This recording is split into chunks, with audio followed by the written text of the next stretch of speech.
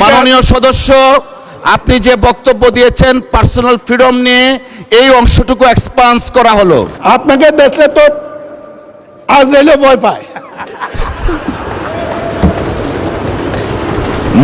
ভাই শাহজাহান, একটু সম্পর্কটা ক্লোজ নাহলে খেপে যাবে। যদি ছোট হয়ে থাকেন ক্ষমা চাইছি, আমি কাউকে ছোট মিন করি না। বসেন, দেখেন আমি কি বলি, বসেন। ঠিক নয়। নাজিবুর রহমান সাহেব বসেন। মাননীয় সদস্যবৃন্দ আপনারা বসেন। কাউকে কিছু বলিনি। অতীতে একটি ঘটনা আমার গল্প বলেছি। আমাদের দেশপ্রেম আছে দেখে আমরা করি। আমি চ্যালেঞ্জ করছি, আমি সরকারের কাছে বিচার চাচ্ছি, এর তদন্ত হওয়া উচিত। কুমিল্লা ৬ আসন থেকে নির্বাচিত মাননীয় সদস্য জনাব মনিরুল হক চৌধুরী। জনাব মনিরুল হক চৌধুরী, আপনার সময় 10 মিনিট। ধন্যবাদ আপনাকে। মাননীয় স্পিকার, আপনাকে ধন্যবাদ। আজ এই মহান সংসদে দাঁড়িয়ে আমি অত্যন্ত আনন্দ ও গর্বের সাথে জানাতে চাই, দীর্ঘ 63 বছর রাজনৈতিক অভিজ্ঞতা দিয়ে গতকাল সারা রাত বাজেট পড়েছি। আমি প্রত্যয়ন করে বলতে চাই, অর্থমন্ত্রীকে উপস্থিত 2026-27 সালের অর্থ বছরের এই ঐতিহাসিক যুগান্তকারী বাজেট সর্বকালের সর্বশ্রেষ্ঠ এবং গণমুখী। মাননীয় প্রধানমন্ত্রী, অর্থমন্ত্রী এবং মন্ত্রিপরিষদকে ধন্যবাদ জানাই। মাননীয় স্পিকার, এই বাজেটের পরে কুমিল্লায় ঈদের আনন্দ শুরু হয়েছে। ব্রিটিশ ভারতে তারা বলেছিল কুমিল্লা ঢাকা রেললাইন করবে। পাকিস্তান দরপত্র করেছিল, বাংলাদেশে হারিয়ে গিয়েছিল। 2005 সালে 3 সালে দেশনেত্রী বেগম খালেদা জিয়া বিশেষ অনুরোধে চায়না গভর্নমেন্টের মধ্যে সার্ভে করেছিল। এই লাইনের ইতিবাচক ছিল। কুমিল্লার আগে কু আছে, শেখ হাসিনা এটা করতে দেয় নাই। আমি তারেক রহমানকে, মন্ত্রিপরিষদকে, সবাইকে ধন্যবাদ জানাই যে আপনারা ঐতিহাসিক একটি সিদ্ধান্ত গ্রহণ করেছেন, যেটা কুমিল্লা, নোয়াখালী, সিলেটের সাথে 2.5 ঘন্টা দূরত্ব সময় কমাবে ট্রেনে যাওয়ার জন্য। সাথে সাথে ট্রেনমুখী সড়ক যোগাযোগ ব্যবস্থা গড়ে তোলার জন্য যে উদ্যোগ সরকার নিয়েছে, এটি আজকের এই সংখ্যাধিক্যের এই দেশে যথাযথ। মাননীয় স্পিকার, এই বাজেটটি মোট আয় 6,55,000 কোটি, মোট ঘাটতি 2,43,000 কোটি। আগামী অর্থ বছরের লক্ষ্য জিডিপি প্রবৃদ্ধি 6.5, মুদ্রাস্ফীতি 9.4 থেকে কমিয়ে 7.5 আনা। মাননীয় স্পিকার, আমরা যখন আন্দোলন করি, তৎকালীন সরকারের সাথে বিক্ষুব্ধ আওয়ামীপন্থী কিছু লোকের সাথে কথা হয়েছিল।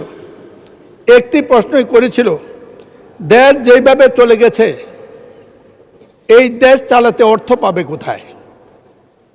জনাব তারেক রহমানকে আবারও ধন্যবাদ দেই, সাহস আছে।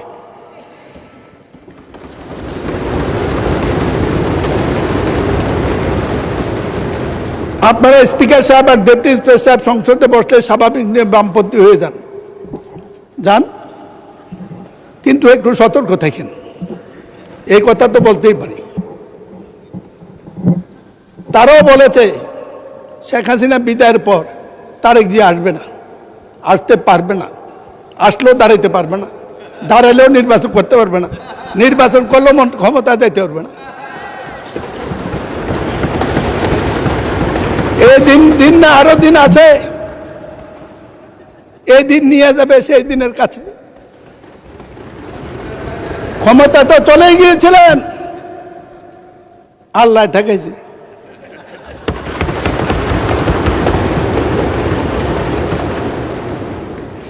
একটি কথা বলতেছে মাননীয় স্পিকার, বাজেট সম্পর্কে 1 ঘন্টা আলোচনা করা যাবে, কিন্তু কিছু কথা ওনাদের সম্পর্কে মালুম হয় যে জাতির সাথে বোধহয় প্রতারণা করবো। আমি এই জন্য কিছু কথা আজকে বলবোই, মাফ করে দেব। ওনাদের সাথে আমার খুব ভালো সম্পর্ক। 68 সনে গোলাম আজমের নেতৃত্বে ঢাকা আন্দোলন করেছি, ডাকে হরতাল করেছি। আমি হরতালের কমিটির আহ্বায়ক ছিলাম বিশ্ববিদ্যালয় ক্যাম্পাসে। সেই গোলাম আজম সাহেব আমার দ্বিতীয় সংসদ নির্বাচনে আওয়ামী লীগের বিরুদ্ধে জামাতের প্রার্থী আমার এলাকা থেকে প্রত্যাহার করেছিল। আমি আপনাদের কাছে কৃতজ্ঞ। আমি এই কথা স্বীকার করি, জামাত ক্যাডার ভিত্তিক সংগঠন, আপনারা লেখাপড়া করে রাজনীতি করেন, কিন্তু আপনারা যা করেন এইটাই পৃথিবীর চরম সত্য। এই কথাটা ঠিক নয়। আর আপনাদেরকে চিনা আরো কঠিন। একটু গল্প বলবো। জি, আপনাকে দেখলে তো আজরাইলও ভয় পায়। ভাই শাহজাহান, মাননীয় সদস্য, জি জি, মাননীয় সদস্য, দয়া করে আমাকে অ্যাড্রেস করে কথা বলুন। Yes sir, yes sir, thank you. Yes sir, একটু সম্পর্কটা ক্লোজ নাহলে খেপে যাবে। সংসদের বাইরে গিয়ে ক্লোজটা দেখাবেন, জি, জি, এখানে জি, আমাকে জি। অ্যাড্রেস করেন প্লিজ। সুতরাং শুধু এই কথাটি বলবো, খুব দুঃখ পাই। এতদিন বেঁচে থাকবো এটা তো কথা ছিল না। তাই সাহেব চলে গেছেন, নেতার দায়িত্বের সামনে থাকলে ভালো হতো। আপনাদেরকে চেনা সত্য কত কঠিন, এই কারণে কঠিন। খন্দকার মোশাররফ সাহেব আছে, 2000 সালে তাহের ভাই সহ এমপি হওয়ার পরে, উনি মন্ত্রী হওয়ার পর আমাদের সব মন্ত্রীদেরকে, এমপিদেরকে দাওয়াত দিয়েছে বৌনিয়া। আমি আবার বৌনিয়া কোথাও যাই না, কারণ কোন জায়গায় কে কি বলে দেয় বিপদে পড়বো। ভারত যাই না, তো আমি বৌনিয়া যাই নাই, কয়েকজনে বৌনিয়া যায় না, কিন্তু তার ভাই বউ নিয়ে গেছে। ঢুকার পর দেখি একটা কিছু হাঁটতেছে। আমি বললাম যে তার ভাই ভাবি কই? কই যে ওই যে। আমি বললাম আপনি যে বদলাই আনেন না, এটা কেমনি বুঝবো? মাননীয় স্পিকার, আমাদের হাউসে আমাদের বোনেরা এসছে এমপি হইয়া, আপনি অভিনন্দন জানাচ্ছেন, আমি অভিনন্দন জানাতে চাই। সবাই মেধাবী, দুইজনের বক্তৃতা শুনছি, আগামী দিনে কিছু করতে পারবে, ভবিষ্যৎ আছে, লেখাপড়া জানা। কিন্তু বুঝলাম না তো কারা আপনারা ভিতরে কে? আপনারা আপনারা এদিকে দেখতে পারেন, আমরা এদিকে দেখলে কি আছে এটা বুঝবো না, এটা ঠিক না তো। মাননীয় সদস্য, মাননীয় সদস্য, প্লিজ পার্সোনাল ফ্রিডম নিয়ে কথা বলা উচিত না। না, ঠিক না।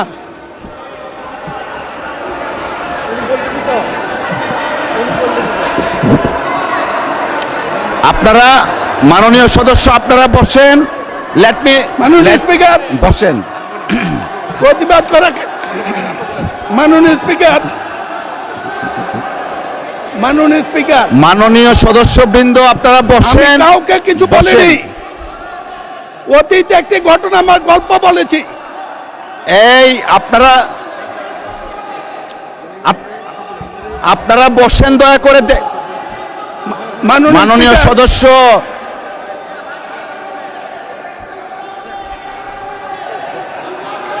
মাননীয় সদস্য, আপনি বসেন। মিস্টার মাসুদ, আপনি বসেন, বসেন, বসেন, আপনারা বসেন। মাননীয় speaker, please take your seat, all the আমাকে মেম্বার্স। কথা বলতে দিন। মিস্টার নাজিবুর রহমান, বসেন আপনি। আমি মিস্টার কাউকে নাজিবুর ছোট রহমান, করিনি। বসেন। যদি ছোট হয়ে থাকেন ক্ষমা চাইছি। আমি কাউকে ছোট মিন করিনি। বসেন, দেখেন আমি কি বলি, বসেন। ঠিক নয়। নাজিবুর রহমান সাহেব বসেন। মেম্বার অফ পার্লামেন্ট, আপনারা মাননীয় বসেন স্পিকার। দয়া করে। আহা, সবাইকে তো দেয়া যাবে না, বসেন, ওনাদের বসেন। ওনাদের সম্পর্কে মাননীয় জানতে- সদস্য, আপনি একটু থামুন দয়া করে। আপনারা ওনাদের বসেন। সম্পর্কে জানতে হলে মিস্টার মাসুদ, আপনি বসেন, বসেন বলতেছি। মিস্টার মাসুদ, আপনাকে বসতে বলতেছি। Please all of the members take your seat. All of the members please take your seat. বিরোধী দলের চিফ হুইপ, আপনি বসেন, বসেন, সকলেই বসেন। মাননীয় স্পিকার, মাননীয় সদস্য, আপনি যে বক্তব্য দিয়েছেন পার্সোনাল ফ্রিডম নিয়ে, এই অংশটুকু এক্সপান্স করা হলো। Thank you, thank you. আমি মাননীয় সদস্যবৃন্দ, Thank you. all the honorable members of the parliament, all the honorable members of the parliament, please একটু শুনুন দয়া করে। বল। আপনারা আমরা সকলেই জাতীয় সংসদের নির্বাচিত সদস্য। আমরা যদি আমাদের ডিসেন্সি আমরা না রাখি, আমাদের ডিগনিটি, আমাদের অনার আমরা না রাখি, জাতির কাছে যারা আমাদেরকে ভোট দিয়ে সংসদে পাঠিয়েছে তাদের কাছে আমরা লজ্জিত হব। এই মহান সংসদ গণতান্ত্রিক কার্যক্রম পরিচালনার চারণ ক্ষেত্র। পার্সোনাল ফ্রিডম নিয়ে কেউ কথা ভবিষ্যতে বলবেন না। অসংখ্য ধন্যবাদ। মিস্টার চৌধুরী, আপনি আপনার বক্তব্য শেষ করুন, বাকি যে সময়টুকু আছে। ধন্যবাদ সকলকে। যে সময়টা নষ্ট হয়েছে এটা অ্যাড করবেন। আমি আবারও বলি, এই পরিস্থিতি আমি প্রত্যাশা করি নাই। যদি কোনো শব্দ আকার ইঙ্গিতে কারো আত্মপ্রবণে লেগে থাকে, অবশ্যই আমি অনুরোধ করব আপনি এক্সপ্রেস করবেন। আমার মনে হয় ভুল বুঝেছেন, এটা বোঝার শক্তি সবার থাকে না। মাননীয় স্পিকার, ওনাদের সম্পর্কে এই জন্য বলবো, পাকিস্তান আন্দোলন, জিন্না মওদুদি মাদাদির ভূমিকা আমার লেখানো বইটি পুরনো। সেদিন পাকিস্তানের সময় তারা পাকিস্তানের বিরোধিতা করেছে। আমরা যখন পাকিস্তানের বিরোধিতা করতে গেছি মুক্তিযুদ্ধের সময়, তখন তারা সমর্থন করেছে। কেন? তখন তারা সমর্থন করেছে। এর পরবর্তী পর্যায়ে দেশনেত্রী খালেদা জিয়া অনেক বিরোধিতার মুখে জাতীয় ঐক্যের প্রশ্নে শহীদ জিয়া যে ঐক্য সৃষ্টি শুরু করেছিলেন, তাকে নিয়ে, জামাতকে নিয়ে। মাননীয় সদস্য,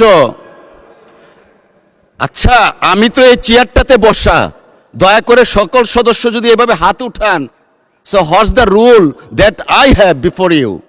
মাননীয় সদস্য, আপনার 4 মিনিট সময় বাড়িয়ে দেয়া হলো, বিকজ ওই সময়টা আপনি কথা বলতে পারেননি। 4 মিনিট সময় আপনাকে দেয়া হলো অতিরিক্ত। ধন্যবাদ।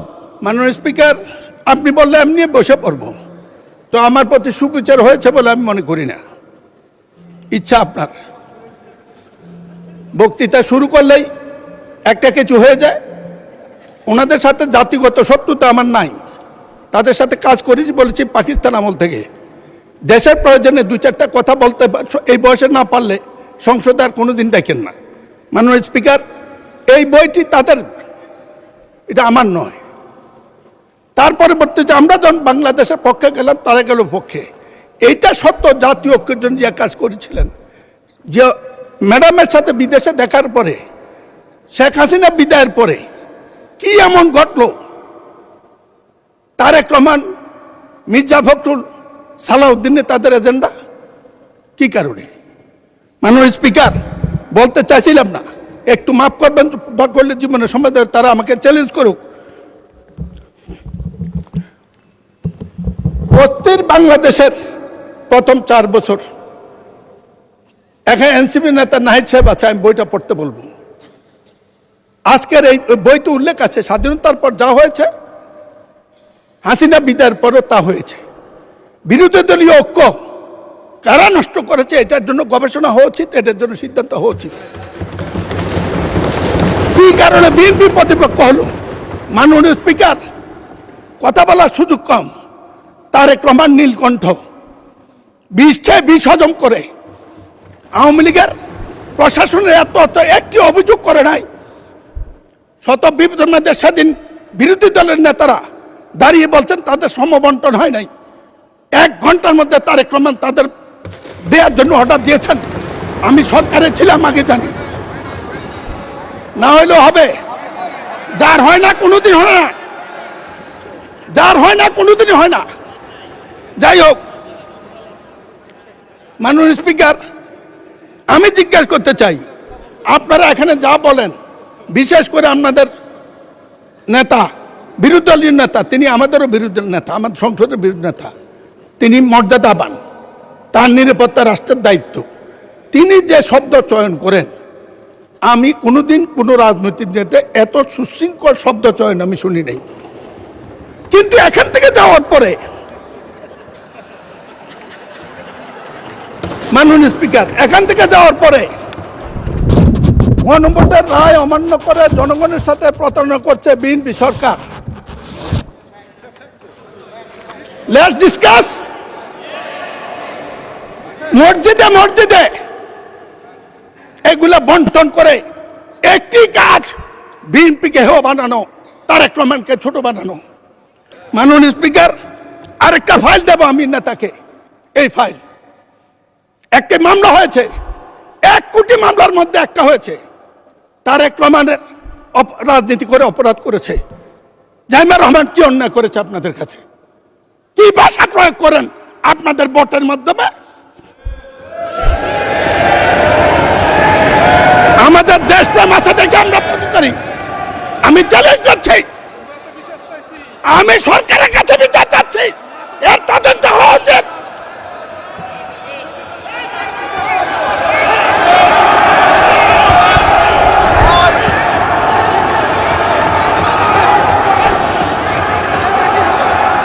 এই মামলার কাগজ আমি দেব।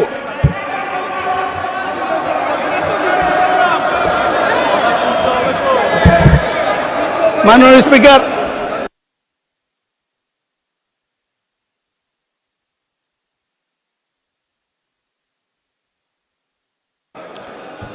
মাননীয় সদস্যবৃন্দ, সংসদের বৈঠক আসরের নামাজের জন্য 30 মিনিট 30 মিনিটস বিরতি দেওয়া হলো।